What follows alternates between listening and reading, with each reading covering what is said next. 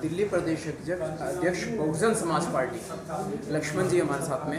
Sir, मैं जानना चाहूँगा अभी दिल्ली में क्या तैयारियाँ चल रही है बहुजन समाज पार्टी की? सबसे पहले बहुत जी आपके चैनल के माध्यम से दिल्ली प्रदेश के लोगों को सबको जय भीम करता हूँ।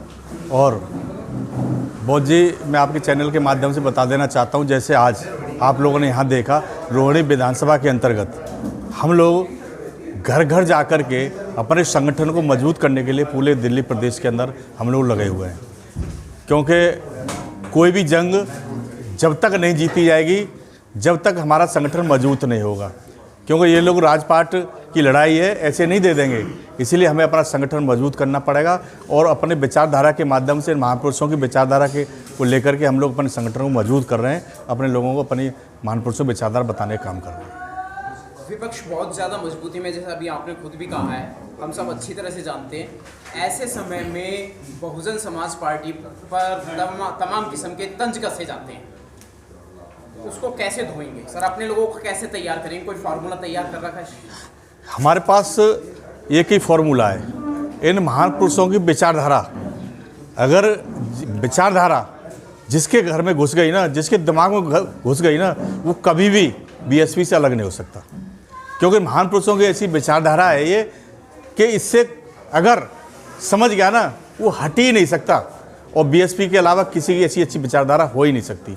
इसीलिए हम लोग जा करके प्रत्येक विधानसभा में, प्रत्येक वार्ड में, प्रत्येक यानी कि सेक्टर बूथ तक हम लोग जा करके अपने लोगों को बताने का काम कर रहे हैं कि वोट का महत्व समझिए, इन महान पुरुषों की विचारधारा को समझिए आप लोग, और जब समझ जाएंगे तो हमारी बात बन जाएगी। और आप देख भी रहे हैं, अब आप देख भी रहे होंगे कि दिल्ली प्रदेश के अंदर मैं अपनी बात कहूँ तो आम आदमी पार्टी आज कमज़ोर स्थिति में है। इन्होंने अपने आप ही जो इंडिया गठबंधन इन्होंने बनाया ना, बहन जी तभी बता दिया था कि चल नहीं पाएगा, और अभी होने लगा, आप देख भी रहे हैं।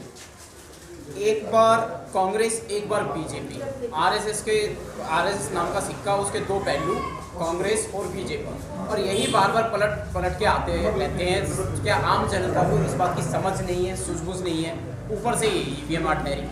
देखिए आपकी बिल्कुल बात ठीक है, क्योंकि ये लोग कभी भी नहीं चाहते कि कोई देश के अंदर खास तौर से ऐसी समाज की कोई राष्ट्रीय पार्टी बन के रहे। तो इन्होंने तो फुटबॉल का जैसे गेम होता है ना, कि इधर से किक मारी उधर कांग्रेस के पाले में, और उधर कांग्रेस ने मारी किक तो बीजेपी के पाले में। ये नहीं चाहते कि देश के अंदर कि कोई तीसरी राष्ट्रीय पार्टी बने। तो इसी को लेकर के हम लोग बड़ी मुश्किल से राष्ट्रीय पार्टी बनी है। माननीय कांशीराम साहब के अथक प्रयास से, आदरणीय बहन जी के अथक प्रयास से आज राष्ट्रीय पार्टी है, और ये बनी रहेगी, हमेशा बनी रहेगी। और हम लोग अपने महान पुरुषों की विचारधारा को लेकर चलते रहेंगे और मजबूत करते रहेंगे पार्टी। ईवीएम का कोई हल निकाला सर, या ईवीएम बरकरार रहेगी? ईवीएम की अगर हम बात करें तो ईवीएम सबसे पहले ईवीएम आदरणीय बहन जी ही कोर्ट गई थी।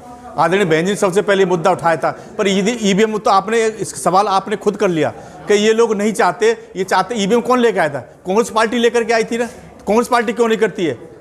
नहीं, कुछ नहीं करती कांग्रेस पार्टी। ईवीएम में कहाँ बोलती है? वो चाहते हैं कभी हम बन जाएंगे तो कभी ये बन जाएंगे, दैट्स ऑल। 10 साल ये बनेंगे, 10 साल हम बन जाएंगे। नुकसान तो जनता का है ना सर? जनता का नुकसान है, मगर इसको तो आप देखिए कोई ऐसा कोई चुनाव आयोग आएगा, माननीय बहन जी कह रही थी इस बात को कि कोई न कोई टीएन सेशन जैसा सिरफरा कोई चुनाव आयोग आएगा तो अपने आप इंतजाम हो जाएगा। हर चीज़ की अत होती है, हमेशा कोई चीज़ बनी नहीं रहती। ईवीएम में हटेगी और आपका शासन काल हर हालत में आएगा। क्या दिल्ली में हम अपनी सरकार बनाना चाहते हैं बहुजन समाज पार्टी? बिल्कुल स्पष्ट क्लियर है। किसी भी हालत में हम लोग बीएसपी मेहनत कर रही है, और हर हालत में अगर हमारे लोगों ने और हम सब ने, जनता ने साथ दिया और देगी जनता। आज जनता समझ चुकी है, इनके घोटालों को समझ चुकी है। तमाम मंत्री इनके जेल में है, तमाम इसका मुखिया भी जेल जाने वाला है, आप देख भी रहे होंगे, और तमाम लोग जाने वाले हैं। तो इसलिए सब बीएसपी बात को समझ रहे हैं और बीएसपी बढ़ने का काम कर रही है। कांग्रेस इस वक्त कई जगह भारत में सत्ता में नहीं है, लेकिन कांग्रेस फिर भी प्रचार प्रसार में, प्रेस कॉन्फ्रेंस में लगातार बनी रहती है। लेकिन बहुजन समाज पार्टी प्रचार प्रसार में और प्रेस कॉन्फ्रेंसेस में क्यों पीछे है?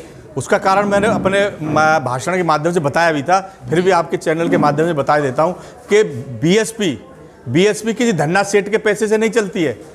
और कांग्रेस जो अगर चल रही है तो इस देश के रजवाड़े उससे कांग्रेस को चलाने का काम कर रहे हैं, तो पैसा भी दे रहे हैं वो लोग, तो उनके पास पैसा है। बेईमानी के उन्होंने कम से कम 52 साल शासन किया है, तो शासन पैसा कौन के पास होगा?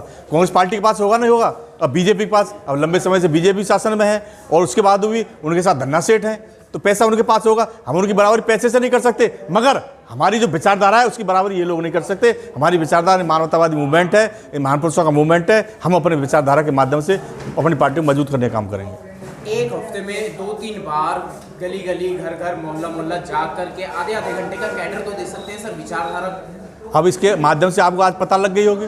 आज मैं आया ना रोहिणी में, ऐसे ही मैं प्रत्येक विधानसभा में जा रहा हूँ, कोई भी दिन मेरा खाली नहीं है।